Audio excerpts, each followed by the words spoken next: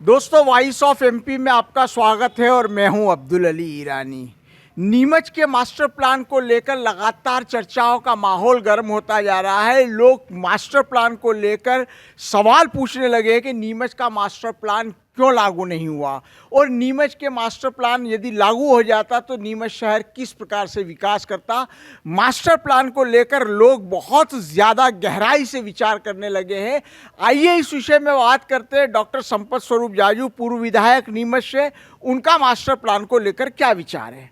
Sir, Neemuch के master plan को लेकर आप क्या कहेंगे? स्वीकृत हो गया, लागू नहीं हो पाया, क्या कहेंगे? इसकी हिस्ट्री क्या बताएंगे आप?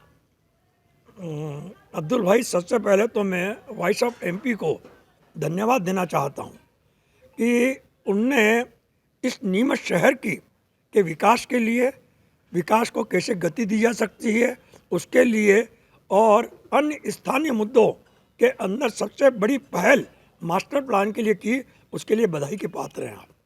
Thank you sir. ये निसंदेह एक विश्व के हम इतिहास देखें तो विकास के बिगर कोई भी क्षेत्र आगे नहीं बढ़ सकता है। मानव का भी विकास हुआ प्राग ऐतिहासिक युग से लेकर आज तक हम जहाँ आए तो उसके अंदर कहीं ना कहीं व्यक्ति की इच्छा शक्ति, आगे की सोच और उनको लेकर वो आगे बढ़ता गया और आज मानव जो आदि मानव था वहाँ से कहाँ पहुँच गया। यही स्थिति किसी भी शहर के लिए, किसी भी क्षेत्र के लिए होती है कि उसका विकास निरंतर चलता रहे और विकास के लिए कहीं ना कहीं हमें योजनाबद्ध तरीके से उस विकास को आगे बढ़ाना चाहिए, जिससे कि क्षेत्र का सर्वांगीण, चहुमुखी, हर तरह का, हर वर्ग के लिए, हर स्थिति का विकास हो। नीमच के विकास के बारे में जो मास्टर प्लान की आपने चर्चा कर रहे हैं, मैं आपको थोड़ा नीमच का एक इतिहास बताना चाहता हूँ और यहाँ के जन नेताओं की दूरदृष्टि और उसके बारे में बताना चाहता हूँ। आज अगर नीमच का जो आप विकास देख रहे हैं, जो 20 साल पहले या 25 साल पहले तक हुआ, उसके पीछे तत्कालीन कांग्रेस के नेताओं की सोच और ख़ास करके यहाँ के विकासशील के पितृ पुरुष स्वर्गीय श्री सीताराम जाजू की, जो कि संविधान सभा की थी, कि उनकी सोच बहुत बड़ी काम की है। नीमच की छावनी को अगर आप देखें और इसका आसपास का पूरा इलाका देखें तो नीमच का अंग्रेज़ों के ज़माने में ही एक प्लानिंग के तहत विकास हुआ है। जितने बंगले बने उनकी आप सड़कें देख लीजिए, उनकी चौड़ाइयाँ देख लीजिए, उनकी स्थिति देख लीजिए और पेयजल के उस समय की स्थिति को भी देख लीजिए और स्वास्थ्य सुविधाओं की स्थिति को भी देखेंगे तो आपको लगेगा कि विकास है। तो मेरे स्वर्गीय सीताराम जी जाजू ने जब आज़ादी के बाद मध्य भारत बना तो उन्होंने नीमच के अग्रिम विकास को देखते हुए यहाँ पर नीमच सुधार न्यास का गठन करवाया आउट ऑफ वेज जाकर। और आज की तारीख में नीमच में जितनी भी कॉलोनियाँ बनी हैं और जितने भी स्पोर्ट्स के डेवलपमेंट हुए हैं या दूसरी चीज़ें हुई हैं तो उसका विकास के पीछे नीमच सुधार न्यास का बहुत बड़ा हाथ रहा है। और आप वो देख सकते हैं कि आज नीमच के अंदर जितनी भी कॉलोनियाँ बनी हैं उनकी स्थिति को देख लीजिए, उनकी जगहों को देख लीजिए, आप खेल मैदानों को देख लीजिए, स्टेडियम को देख लीजिए, तरनताल को देख लीजिए। तो ये सब जो विकास की बात है ये उस नीमच सुधार न्यास के माध्यम से हुई है। सबसे बड़ी बात इसके अंदर यह है कि उज्जैन संभाग का सबसे पहला जो विकास को देखना है, जो नियंत्रण करता है, टाउन एंड कंट्री प्लानिंग का ऑफिस, वो उज्जैन संभाग में सबसे पहले नीमच के अंदर खुला। जबकि नीमच तहसील प्लेस था और यहाँ पर वो कार्यालय खुला जो अनुमति देता है कि आपका विकास के लिए योजनाएं बनाता है और जो मास्टर प्लान बनाता है उसका कार्यालय आज से लगभग 60 साल पहले नीमच में खुल चुका था। और दुर्भाग्य है कि हम पिछले 20 वर्षों में उस कार्यालय का उपयोग नहीं कर पाए। जब तक नीमच सुधार न्यास रहा उस कार्यालय का उपयोग करते हुए और उस कार्यालय के माध्यम से हमने नीमच की कई योजनाओं को दिया और बनाया है और वो जनता के सम्मुख है और जनता स्वयं जान रही कि क्या है क्या नहीं है। नीमच का मास्टर प्लान बनाना क्यों जरूरी हो गया।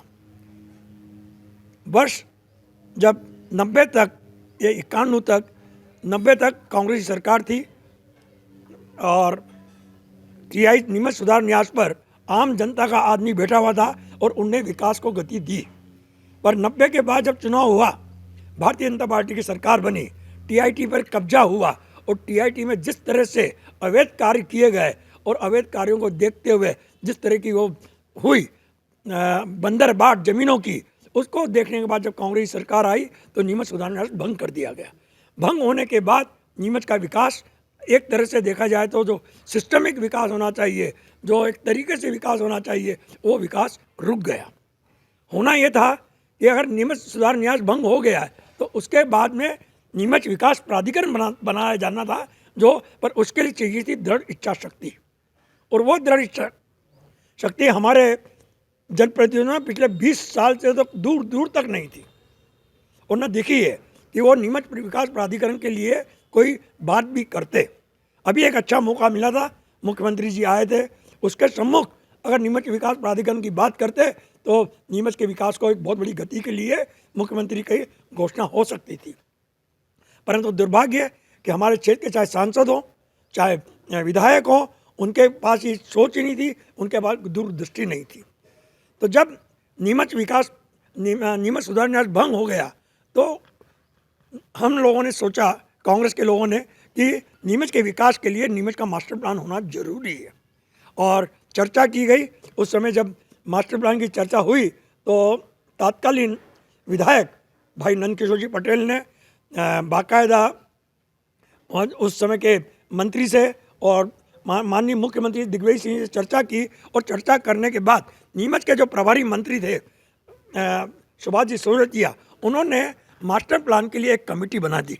और उस मास्टर प्लान की कमेटी ने, जिसके अंदर प्रशासनिक और जनता के लोग थे, और उस कमेटी ने बाकायदा नीमच का मास्टर प्लान की एक रूपरेखा बनाई, उसको पब्लिश किया, लोगों से आपत्ति अनापत्ति ये सब मांगी।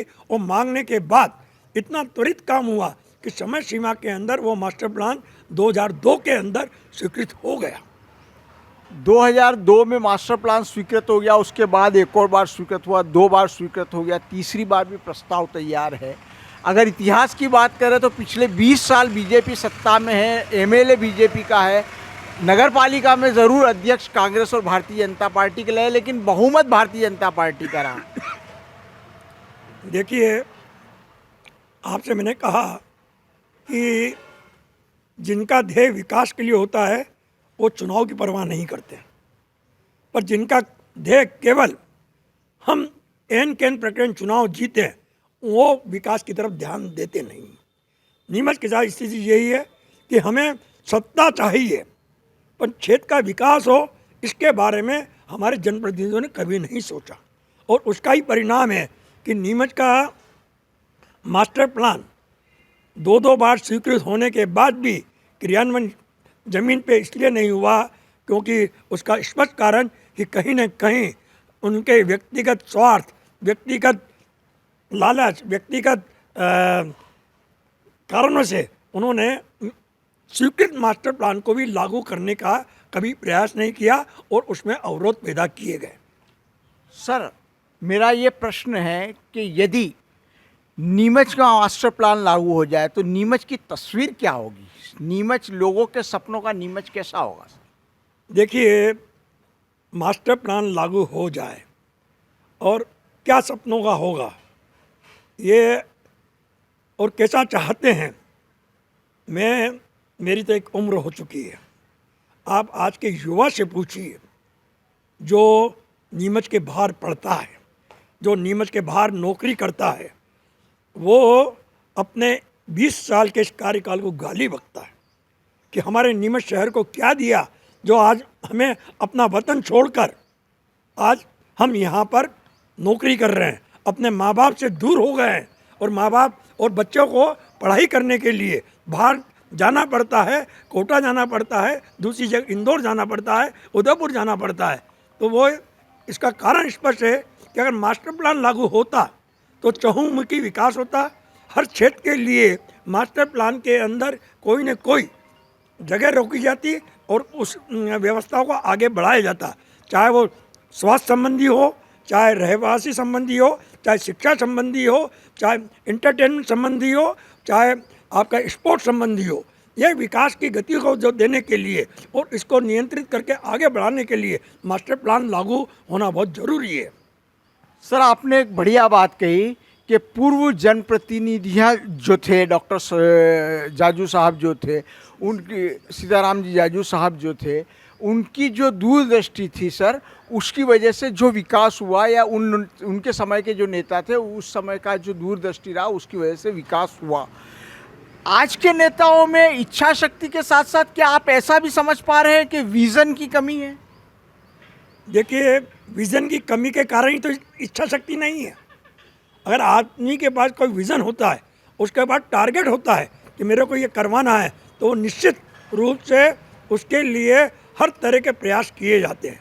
और सबसे बड़ा दुर्भाग्य तो है कि हमें जब मौके मिलते हैं, मौका मिलने के बाद भी अगर प्रयास नहीं करें, तो ये नीमच की जनता का दुर्भाग्य है। हमें कई मौके मिले हैं और कई मिले हैं, और सबसे बड़ा मौका तो इस बात का है कि पिछले 20 वर्षों में अधिकतर समय ट्रिपल इंजन की सरकार रही है।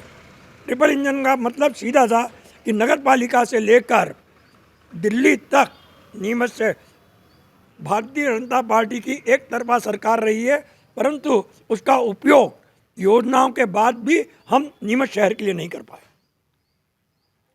बड़ी बात निकल कर आई है, नई बात निकल कर आई है। डॉक्टर संपत स्वरूप जाजू ने जो बात कही उस पर ध्यान देना होगा कि सबसे बड़ी बात यह है कि नीमच के विकास के लिए नीमच विकास प्राधिकरण की स्थापना हो। दूसरी बात उन्होंने कही कि विज़न, जो कि किसी भी विकास शहर के विकास के लिए ज़रूरी है, हमारे राजनीतिक नेतृत्व के पास विज़न की कमी है वर्तमान में, ये एक बात निकल के आई। और तीसरी बात, जब मैंने उनसे पूछा कि नीमच की तस्वीर कैसी होती, तो उन्होंने कहा कि यदि मास्टर प्लान लागू हो जाए, नीमच की तस्वीर कैसा हो इसको पूछना है तो नीमच की वर्तमान युवा पीढ़ी से पूछा जाए, जो नीमच के बाहर रहकर पढ़ाई कर रही है, नीमच के बाहर रहकर अपना कैरियर बना रही है, नीमच के बाहर रहकर अपने सपनों को तलाश कर रही है। तो नीमच की तस्वीर को बनाने के लिए यहाँ का जो तस्वुर है वो बहुत गहरा होना चाहिए, और उसमें विज़न की खास कमी है। विज़न मजबूत होना चाहिए, विज़न होना चाहिए, और साथ ही साथ नीमच विकास प्राधिकरण की बात सामने आई है। वॉइस ऑफ एमपी के लिए मेरे सहयोगी पवन राव शिंदे के साथ अब्दुल अली ईरानी।